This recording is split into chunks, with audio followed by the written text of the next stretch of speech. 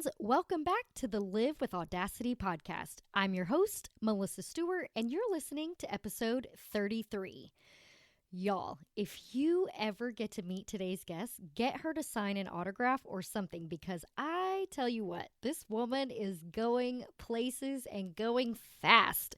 Her vibe and her energy is truly contagious. I am just sitting here thinking about her and I got all excited. She is so fantastic. Chelsea Sargent-Lira is the brain behind Houston Grazing Tables, which is an epic spin on charcuterie boards and boxes. She was born in California, but due to her dad's job, she has lived many places from Scotland to Dubai, and traveling is the reason she fell in love with food. Chelsea has a creative spirit and brings beauty into her food and displays. Creating her own business has always been her goal, and now she has combined her passion for art and food together in her beautiful grazing table displays. So let's dive in to hear the story of how this all came about and how it's provided not only a career she loves, but also a husband.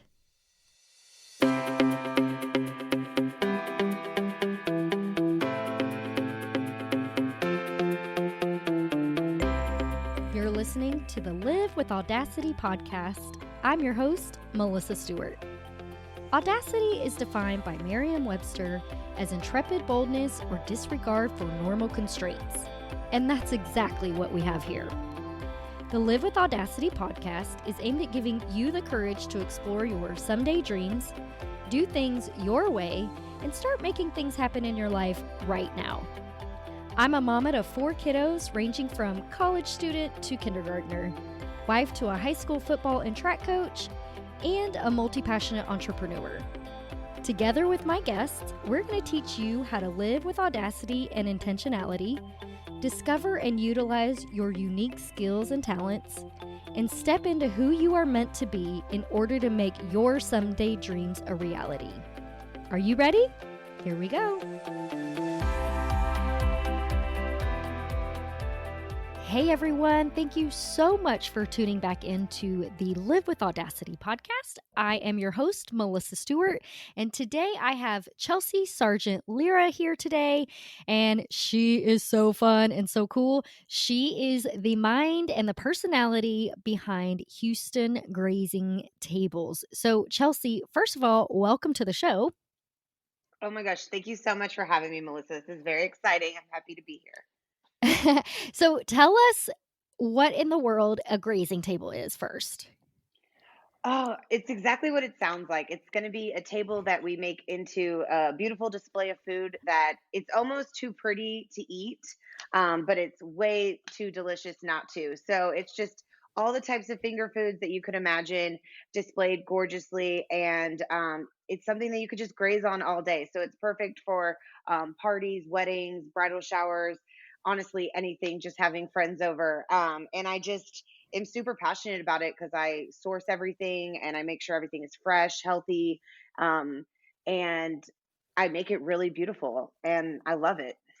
That's so awesome. I feel like this is like next level charcuterie boards, right? Absolutely. So, I mean, I absolutely love eating charcuterie. I could eat it for dinner, having little nibbles of meat, cheeses, olives, and I basically like, next level steroids, like so much more than that. I make all of the crackers from scratch, all of the dips, and it's just, and You I make your just crackers love. from scratch? Yeah, like I make the pita chips, the crostinis, and the comeback crackers, and then I have some like store-bought crackers that I'll put on the table, but I prefer to use the ones I make. Most people like them a lot better anyway. Oh my God, that's so freaking cool. Yeah, I mean, I have to make like I'm a chef, so it's not as much like cooking as I usually would have done if I had come up with a different business. But I am a Uh-huh. private chef. I do go to people's houses and curate 4-course meals. Me and my husband do it. He's the amazing server while I'm kind of plating all of the dishes. We're in an epic team, to be honest. It's just a blessing that I found him. And but this business concept is something that I wanted to have a consistent grocery list, things that I could curate, and people that something that people could really relate to. Yeah, it's so awesome. I actually heard about you, Chelsea, from a friend. I guess you catered an event for them for their business, and she loved your story. Which, by the way, she pointed out the tattoo that you have on your hand, and I definitely want you to tell me that story in just a second. But she, had posted like, "This girl is so great and so cool," and of course, I'm a total foodie, so I was like, "I wanna talk to her." Okay, so tell us about the really awesome tattoo that you have on your hand because it's just so Oh, cool. so I wanted to get a chef tattoo like 4 or 5 years ago, and my mom was like, "Do not get a knife like most chefs have on their forearm." She was like, "Do not get a knife tattoo on your forearm." So I have like a measuring circle of a teaspoon and tablespoon like dotted on my palm of my hand, so I can measure like teaspoon and tablespoons of like salt and pepper. So that's my well. Now I have a huge arm sleeve of vegetables, so I've definitely upgraded my chef tattoo game. Oh my But gosh, that's that so one, it was cool. the original and very clever, and people get a kick out of it. Oh my I love it, it's so cute, because, when you're watching, the Food Network, they always can do it in their hand, and you're like, "Well, how the Exactly. heck?" So I I have loved it it when I there for me. Yeah. Okay, so tell us a little bit about kinda how this all came about and, um, how you became a chef and all the good things that led to this.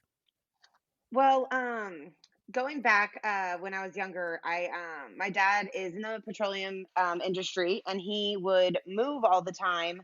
And before we moved, he would be like gone for 3 months and then 3 months back. And I started playing golf with him. So I actually ended up going to college on a full ride golf scholarship. So I didn't even go to culinary school, but I Oh my god, so really cool. wanted to. Like, I wanted to go to culinary school, but my dad was like, "No, like you're a golfer. Like you need to play golf." And he wanted me to become a pro or at least like a coach. And I was just obsessed with food. I mean, luckily, I got to be on golf teams, and we all lived in the dorms together. Actually, we lived in apartments, and like one girl would cook tacos every Tuesday. One girl was Asian, and we would make sushi rolls, and then I would contribute. So I got to learn how to cook with them, as well as growing up. My dad got to move all the time. We lived in Scotland, Dubai, Qatar, and I got to try all this amazing food. So I mean, I've always wanted to be a chef. And so outside of college, I graduated.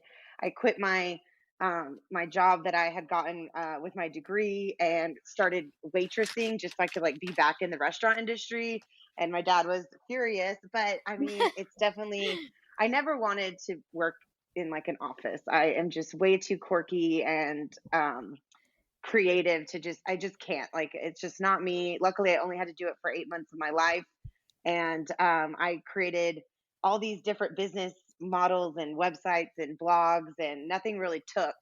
And then now, it's been a year since Houston Grazing Tables launched, and it's definitely taken off. It's definitely probably going to be something that will continue. I hope in the future I have more businesses, but I mean, I'm very excited that this is successful, and it's a dream come true to be able to own my own business. So how did you come up with the idea of a grazing table being the thing that you really wanted to focus on? Because, we just usually when we realize that we have these super awesome skills and talents and we kind of know the direction that we're headed in, that's usually when that comparison starts to come in and we go, well, this is how this person did it and this is how this person did it. How did you break out of that mold and say, I'm going to do something totally different and this is what it is? Well, I was struggling because I was getting people to ask me to do all these different types of things. I mean, cooking goes all over. So they wanted me to do meal prep or private dinners, and just boxed lunches was just. I was like, I'm not doing boxed lunches. I am not Jason's Deli. That's not cooking. And I refused to. And I'm also kind of like, I'm a tree hugger. I did not want to create all that waste, all that plastic. Even with meal prep, you can reuse the boxes, but I had to come up with a concept that was limited on waste, and everything like that. And it was Christmas Eve last year, 2018, and I was like, oh my, I was looking at a picture of a charcuterie board and I was like, I could make this like a full business. I could make this, I could put them in boxes. I could get them, like, I'd use these cardboard boxes that I can deliver to businesses, or like instead of, edible arrangements or tips treats, if you want to surprise somebody, I have like this customized charcuterie box. And I just was like, I'm going to make this a business. And I mean, I launched the website in February of last year in 2019. And the first person who hired us was the Houston Rodeo for 200 people, and I just had to Holy go cow. and buy all the equipment and just do it, and it totally worked out in our favor.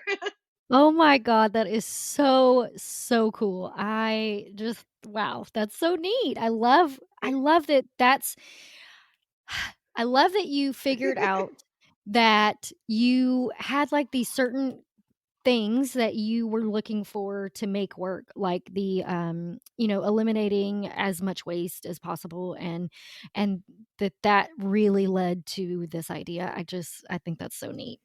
And people are so picky nowadays, or not picky, but they have dietary restrictions. They're on diets. Yeah, They're picky's the right word. trying to be more plant based. I mean, people want to eat more vegetables, and I Mhm. completely understand and respect all of those things. And the grazing table, if you're gluten free, just you don't eat the crackers. If you don't want to eat the cured meats, and you go for the veggies and cheeses, I mean, it's just so you could tell what you can and cannot eat. It's right there in front of you, because everything is just, it is what it is. It's sourced, it's beautiful, it's fresh.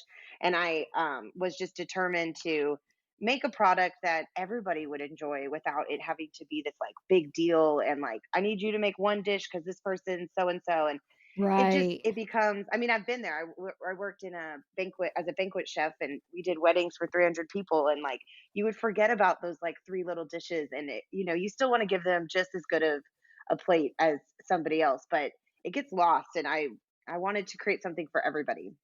Yeah. No, it's so great, and I just love how you came up with the idea when you really figured out the things that you wanted to focus on, and then it just kinda came together on its own. I think that's really cool. Not on its own, you know what I mean. You did it, but it Right. just Well, really kind of grazing came tables, out. yeah, I mean, there are other words for grazing tables. In Australia, there's a lot of similar kind of concepts. It's actually really popular in Australia and New Zealand, and that's where I found like something very similar. And I wanted people to be able to find me, and I live in Houston, and I was like, I should just call it Houston Grazing Tables, make it extremely clear what I'm trying to sell, because the name is everything, and people are able to find me if they know of the term. And it just was, it was amazing. I was like, I'm gonna do this, and I bought like the domain name on Christmas Eve at like midnight. I was like, I have to buy it right now. Like, it needs to be mine. Well, So Merry it worked Christmas out. to you. Yeah, it was great. That is so, so cool. Okay, so tell me, what is one thing you wish you would have had the courage to do sooner? Oh man, I struggled for a while. I quit cooking for about three years. And when I met my now husband, he was like, I don't understand why you're not like a chef. Like, this is clearly what you are amazing at. It's what every day I'd come home from my job, and I just make like amazing dishes and make homemade pasta. And he'd be like, I don't get it. So I just wish that I never like took that gap. But I everything happens for a reason. And I just wish that I knew, in my gut, and not went through society's norm, like, you need to have a job, that all these reasons. I ended up having to quit because I needed insurance when I was 26, so I went and got a job, um, and at the Apple store, because they give insurance to part-time employees. And I kind of got stuck there being too comfortable, but luckily I Mhm. met the most amazing man, and he was like, come on, like, let's go do this, go after your dreams, dream big, is what he always tells me. Oh, I love that so much. I love that you man, that he helped you remember what you Hmm. really love, and that you were able to use all of those awesome, incredible gifts and skills and talents, and make something beautiful out of it. Tell me, what was your favorite food in Scotland? Oh my goodness, fish and chips from the corner store wrapped in newspaper with malt vinegar all over the fish. I mean, you can't get it anywhere here like you can in Scotland. Like there's just Oh, that I've sounds tried. so I've given good. up. I've cooked it myself, but like you can't order it. It's just not the same. Oh, man. Well, so my family is from Scotland, so that will be the first thing on my list when I visit there one day. Yeah, you got to Um, ask them like which because it's always like on a corner store. It's like a tiny little shop. It's not what you would. It's not a restaurant. You don't sit down. Um, it's just perfect. that's so great, that's so cool. Any favorite food in Dubai? Well, same thing with the Middle Eastern. They had all those like corner shops where you could get like a shawarma, with like the garlic kind of mayonnaise on it. Absolutely. I mean, they're just again, you can't get them here like you can there. And then Of they course. had this like cheese bread, which I've never been able to replicate or order. For I don't even know what it's called, but I would get it from this one place in Qatar, and I mean, I still dream about it. You're gonna have to go back. Oh yeah, Um, I want to take my husband back to both the places. Absolutely. that is so fantastic. Okay, so how did these, different foods and places that you grew up really help you, define your style of cooking? Oh, I think just making everything kind of from scratch. I mean, I make my breads from scratch.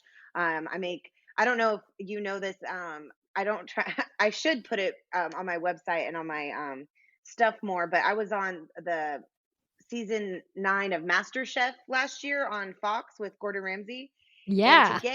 to get on the show, I actually made bread from scratch in 30 minutes. I made pita bread and I puffed it up into a pocket and made like a lamb shawarma with a fattoush salad, which is very Middle Eastern. And it's just making things, having something on the plate that's scratch made. And people think, oh, I mean, bread, I can't do it. It takes too much time. But literally, it could take 30 minutes if you practice. Yeah, that's awesome. That's so cool. And also, I think that you should highlight a bit more on your website that you make everything from scratch, and it's so awesome. And it's I know that it's delicious because it looks so delicious. Um, while you were Thank talking, you. I was looking at your pictures, thinking, "Oh my gosh, I just want to eat this right now." Yeah, it's hard for me not How to dive into my like, I make all the crackers like every other week or I mean, sorry, like every other day I make like a batch of different crackers and then I'm like, don't eat them all. You have to I bet it's so stinking hard. Yeah, it is. But it's fun. Oh, I mean, and I practice new recipes all the time. I mean, I'm constantly trying to practice and make something new. I practiced a striped colored pasta with blue and black pasta the other day, and was stunning. And I just want to work more and more with colored pastas now and creating patterns. oh, that's so neato. I actually had a cookie business, years Oh ago. wow.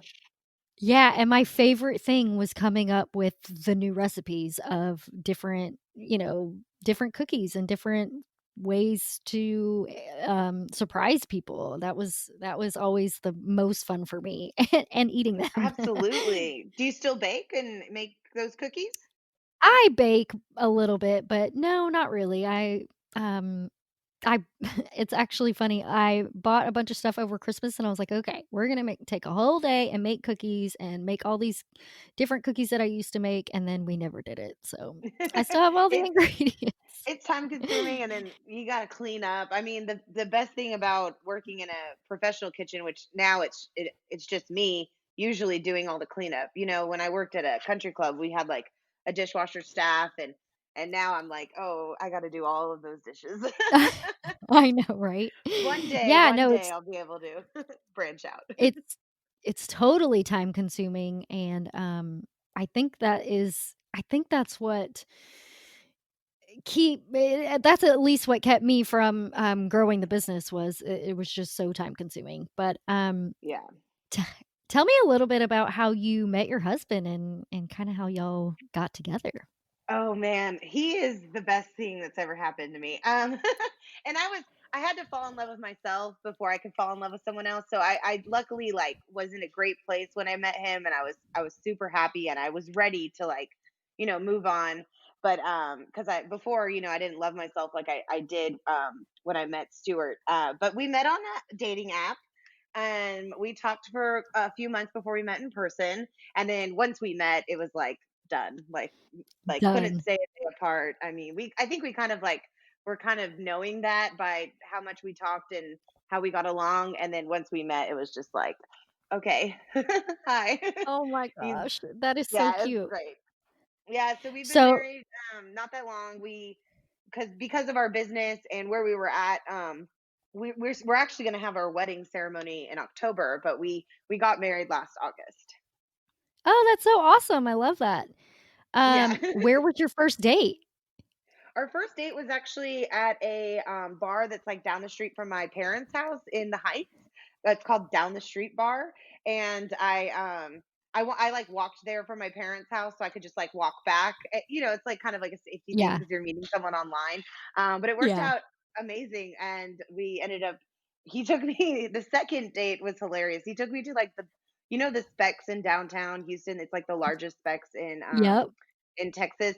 We like walked around there for like 2 hours and talked about like different types of food and drinks. And like we didn't buy anything, and he asked me like my favorite wine and beer and stuff like that. And then a few weeks later I invited him to something, and he brought like my favorite beer, and it was like the cutest thing ever. I was like, "Oh, you're Aw. so sneaky."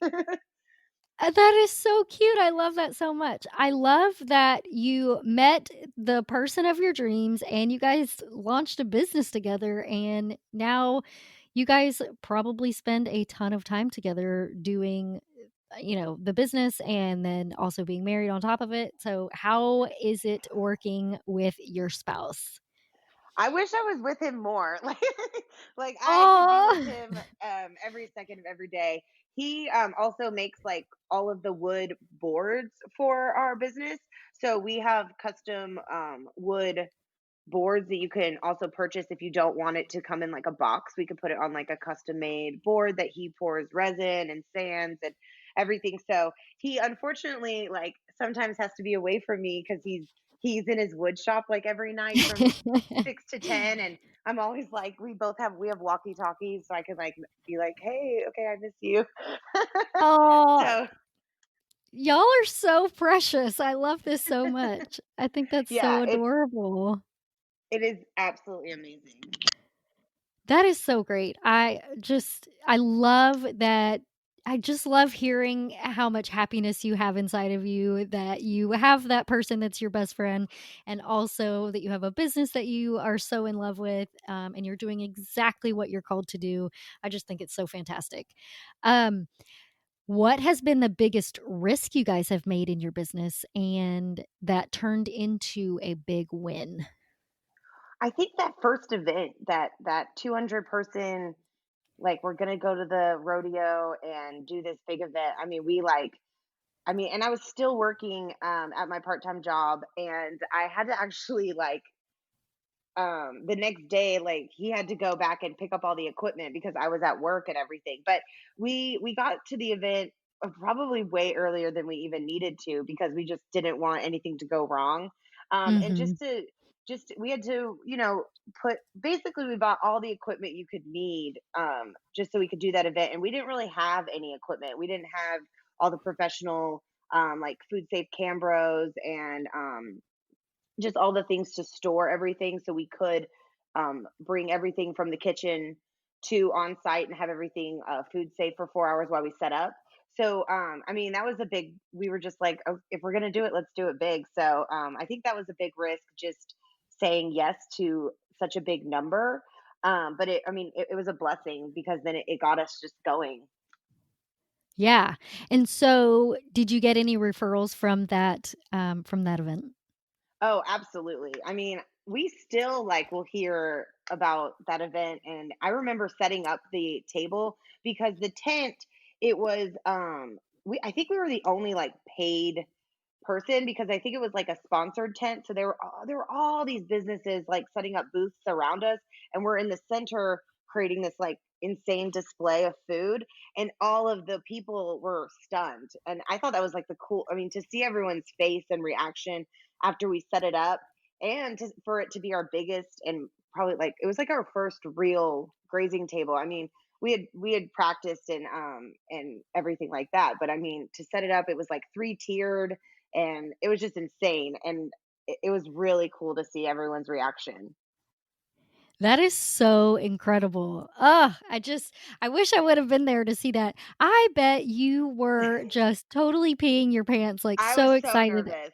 Yeah, I was, and they were, when we got there, I mean, these tents at the rodeo, they have parties every night. So like it was still like trashed from the night before. I mean, there was like beer cans all over the floor, and they said that this event was supposed to be their like white linen event, like they're really like and so all of a sudden like all these people were coming in out of nowhere, like cleaning and putting like white tablecloths on all the tables with like flowers. I mean, it like it got transformed super fast, and we it was really cool to just kind of be a part of it. Yeah. Oh my gosh. So, so, so cool. Okay. What is one thing you would tell someone who is thinking of starting a business, utilizing their gifts and talents? What's your piece of advice for them in how to do that? I think and actually I I listened to I've been listening to your podcast, and super amazing. I love what you're doing. And it's really, I think there's one about this, but it's narrowing it down and making it like a specific product, like finding your niche, because there's too many broad ideas out there. And if you want to be a baker, then you need to narrow it down to like a specific thing. Like, do you want to make macaroons? I mean, there's a girl out here in Houston who makes like the most epic chocolate covered strawberries, and she's killing it because it's a specific product.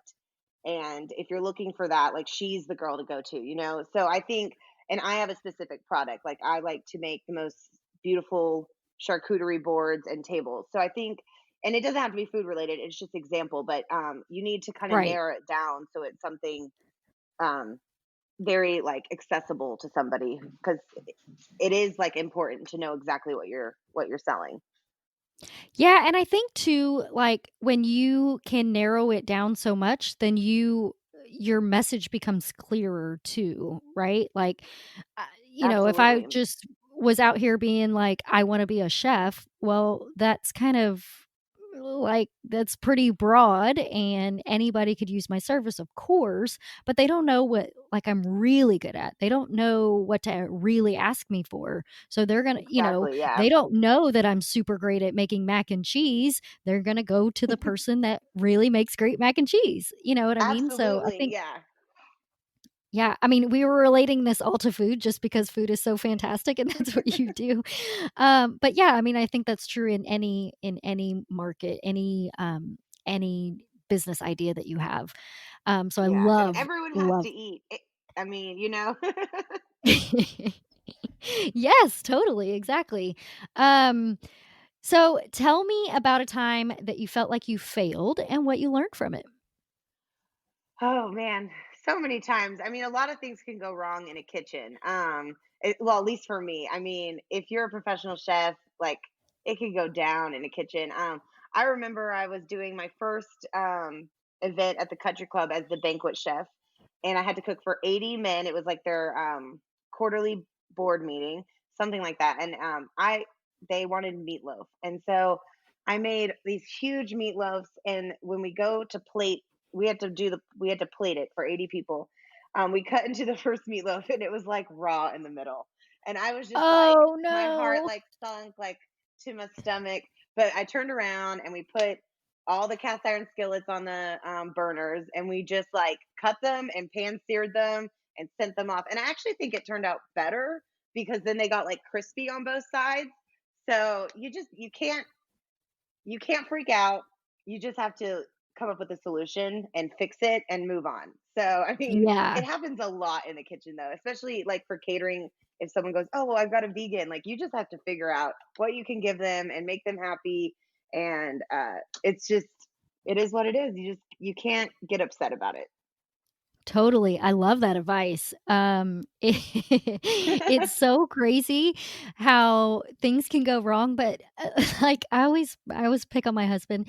When things are going wrong, he's the one that, like, gets kinda high pitched and kind of freaks out and just, like, doesn't know what to do, and as the mom, as the lady of the house, I gotta be like, "Okay, let's think about this, let's deal with it," and then later, it's like, "Oh my god, I can't believe we dealt with that, and that was so crazy." But it's so funny, like, yeah, if you just take it one step at a time and be like, "Okay, how am I gonna fix this?" And then you can just freak out later. Exactly, yes. I love it. So, what are you guys working on right now, and where's your business headed?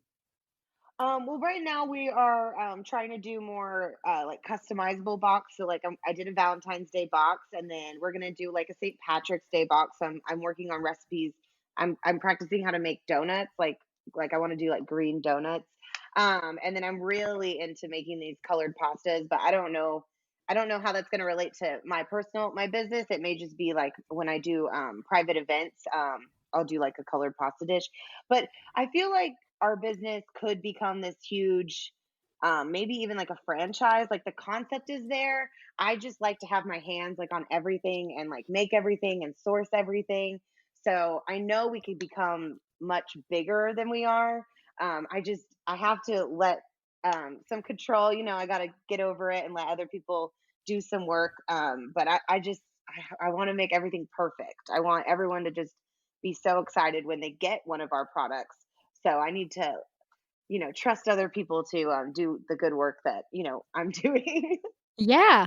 Well, and I think too, like, the longer that you do it, the easier it's gonna excuse me, I can't talk.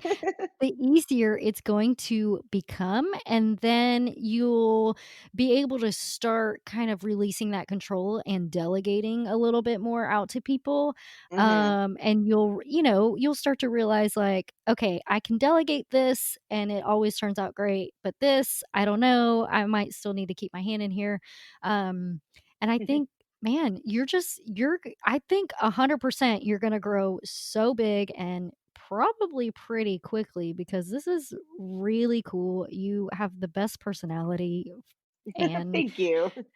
I think you and your husband are just, like, so fun to understand and learn and watch do this. I think it's really, really cool. I Your story and the way that you guys work together is really, really inspiring. Oh, thank you. Yeah, I mean, we've been called like a product, which we've been called it so many times. People are like, "You two are like a great product," and I think it's just the way we present ourselves when we go, because we go into people's homes and set up stuff or create like I said, we do private 4-course meals and I don't know. It's just amazing to be called a product with the person that you are madly in love with, and just the Yeah. fact that we're such a good team. We call ourselves the dream team, and I really think that. And you know what? I always knew that that would happen. Like I refused to get serious with anyone unless like I knew that they would help me own a business. I really did. Like I was like, I know I'm gonna have my own business. I know I'm gonna be a chef. And I met so many people in my life and they all had their own goals, which is super fine. But he was like, I want to do this with you. Like I'm on board. Like this is so much fun. And he's super into it. And I knew I was like, he's the one.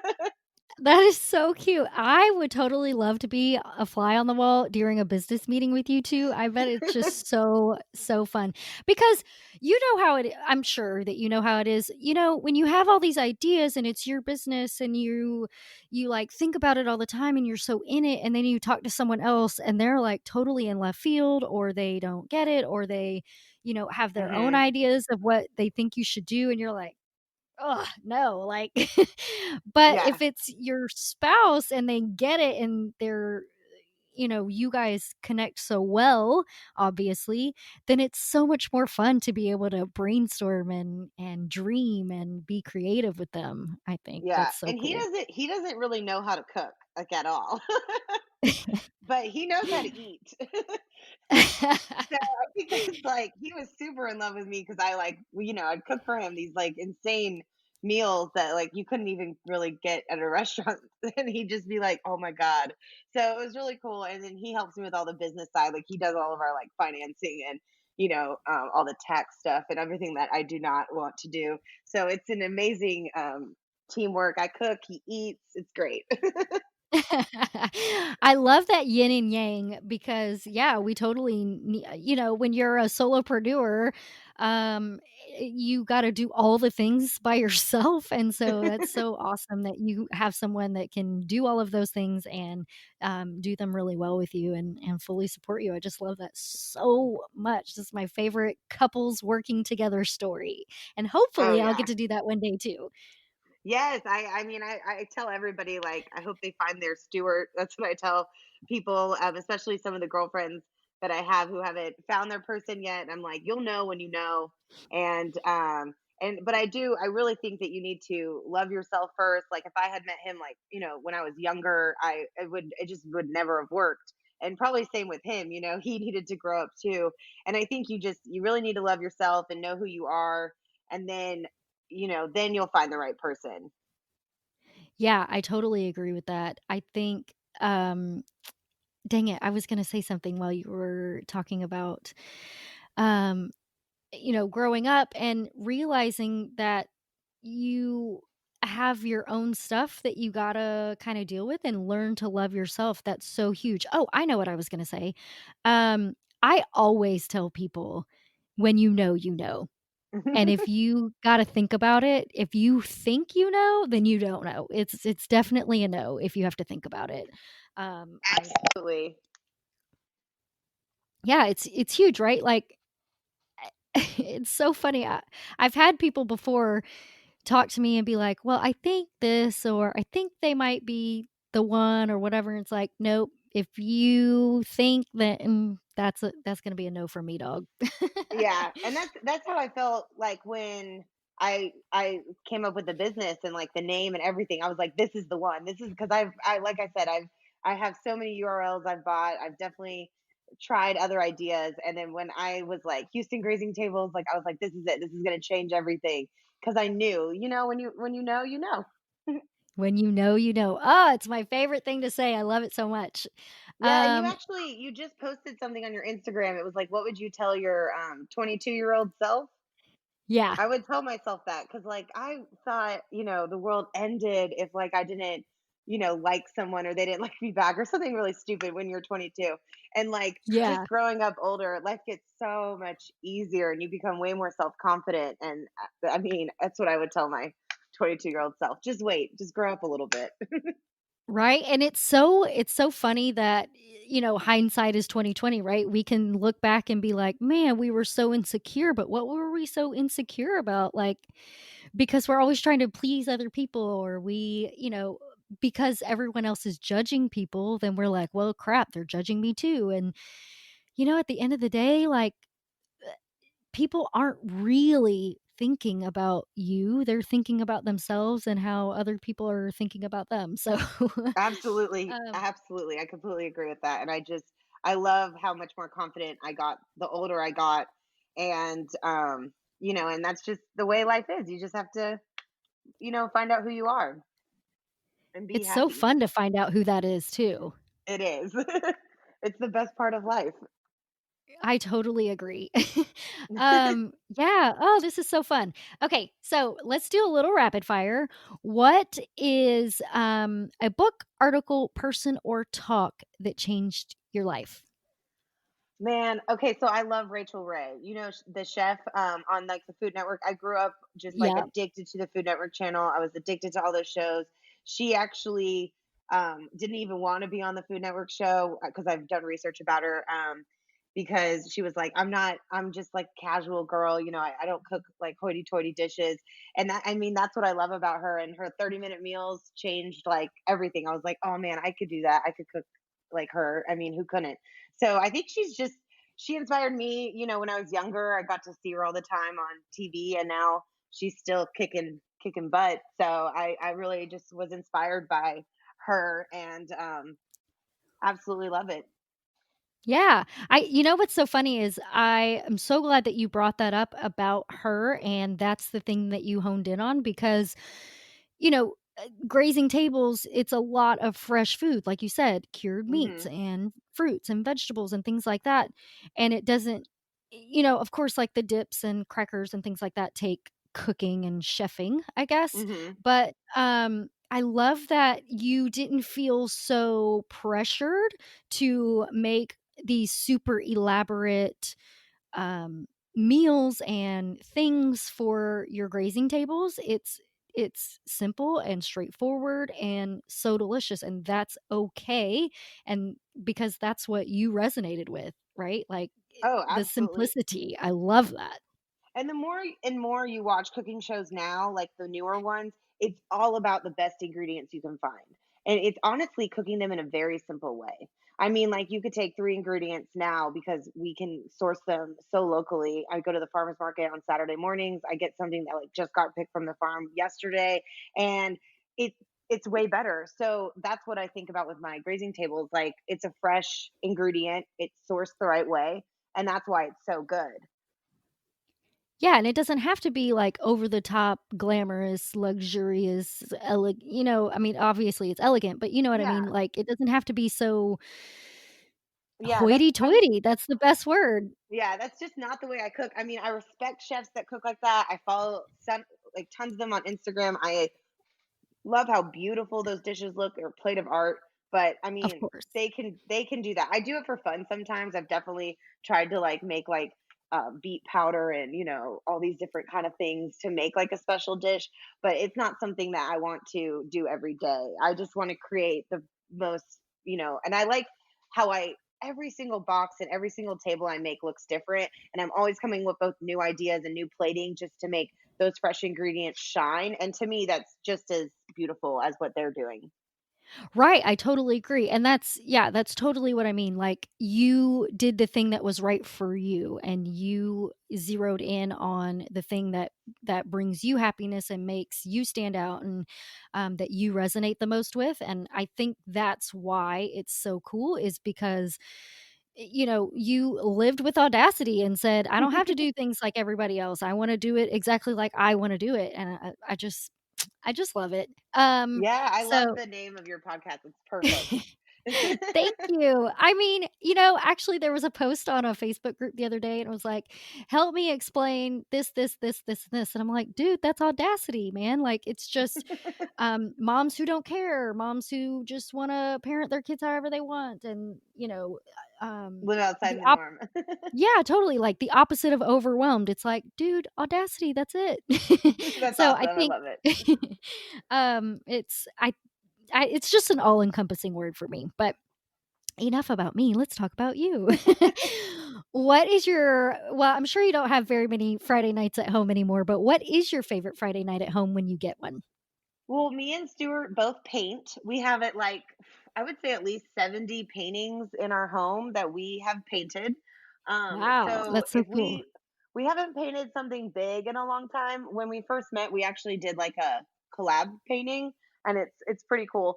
I mean, we like to do fun. I've painted several Baby Yodas recently because that's a huge trend. So I've got Baby Yoda eating pizza, Baby Oh my god, so Yoda like cute. standing in a field of mushrooms. Like we really like painting fun things. Um, yeah, I haven't got to do a big one in a while, but when I have time, like we like to, sit together, put on a movie, drink a bottle of wine, and paint. I love that, so fun. What Yeah. was your dream job as a kid? Oh, to be a chef. I love Like it! straight up, when I was 11, I made my parents a four-course meal in Scotland. I made them leek soup, fresh pasta for their anniversary, and I just like was like, this is the best thing in the world. What is the next vacation that you're planning with your husband? Okay, so we got invited to go to Hawaii with his sister for her husband's 30th birthday. So we're gonna do that. But then I heard you ask this on other people's podcasts, and Stuart wants to live in Amsterdam for at least a year to 2 years. So that's not going to happen for a while, but that is like an end goal. Like we definitely want to live somewhere else and be immersed in their culture. But I'm thinking that will happen in like our goal is like 10 to 15 years to live there for a few years. I love that. Yeah, that would be so fun. I actually tell my husband all the time that I just want to live kind of a roamer's life. And yeah, you'll just live abroad in different places for 3 to 6 months at a time, or maybe even a year if it's a place I end up loving.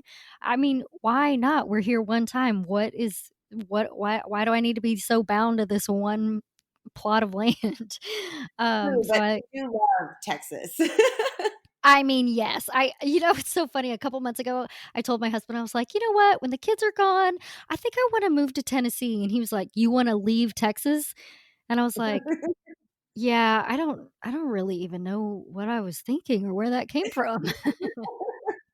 Yeah, I really am obsessed with that. And I was born in California, but I definitely say Houston or Texas is my home.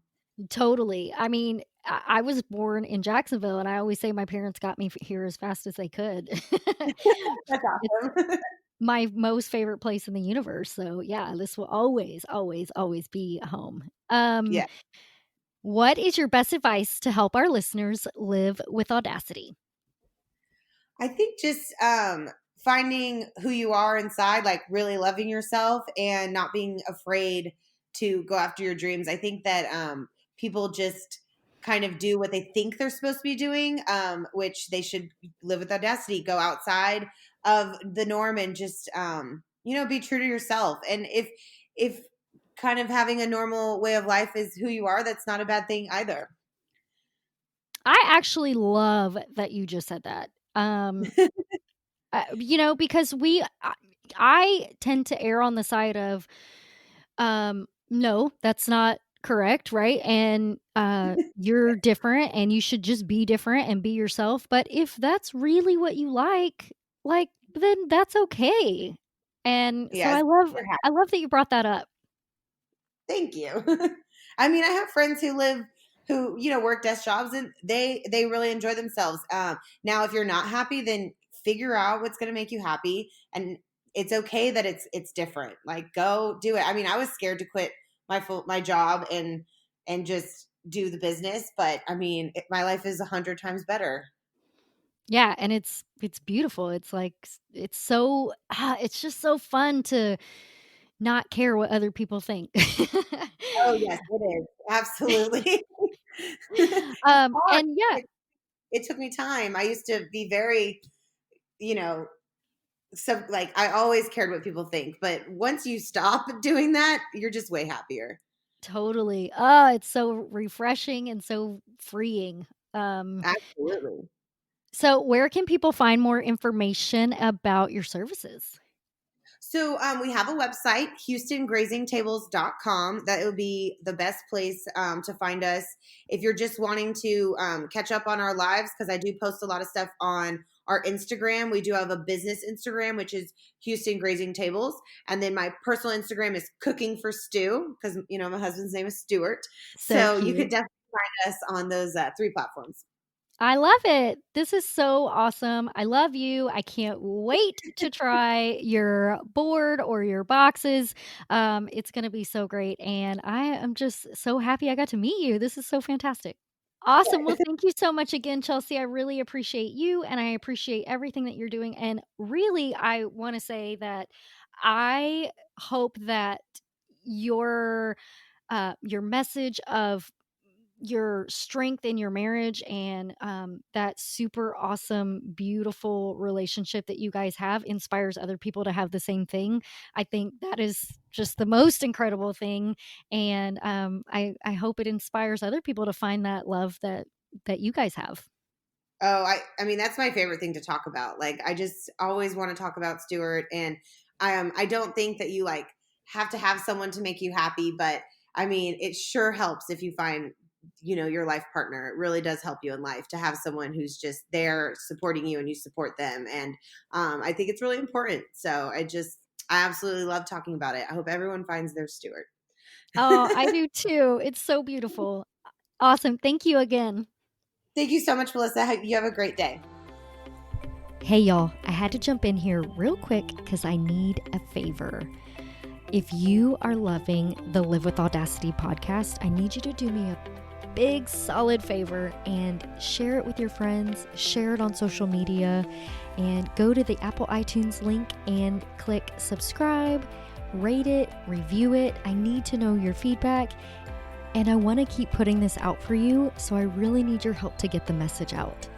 Thank you so much for your loyalty and your super kind and sweet words. They mean so terribly much to me.